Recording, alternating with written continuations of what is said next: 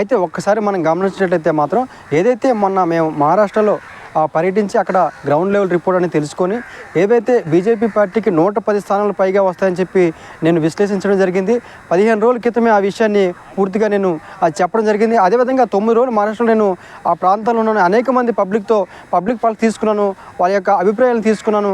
అనేక విషయాల్ని అక్కడ నేను పరిశీలించి ఖచ్చితంగా బీజేపీ పార్టీకి మహారాష్ట్ర ఎన్నికల్లో 110 స్థానాలు పైగా వస్తాయని చెప్పాము. ఇప్పుడు మనం గమనించినట్లయితే మాత్రం ప్రజెంట్ ఇంకా బీజేపీ పార్టీ 130 స్థానాల్లో లీడింగ్లో ఉంది. అదేవిధంగా శివసేన 55 స్థానాల్లో లీడింగ్ ఉంది మన షిండే టీము.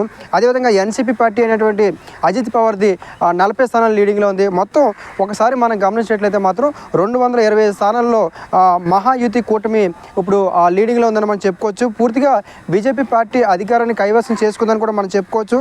ఇంకా అధికారికంగా ఇంకా ప్రకటించలేదు, కానీ ఖచ్చితంగా మొత్తం మనం గమనించినట్లయితే మాత్రం ఏవైతే నేను రాజకీయపరమైన అంశాలను పరిగణన తీసుకున్నానో చాలా విషయాల్ని మహారాష్ట్ర ఎన్నికలు చాలా లోతుగా నేను అధ్యయనం చేయడం జరిగింది.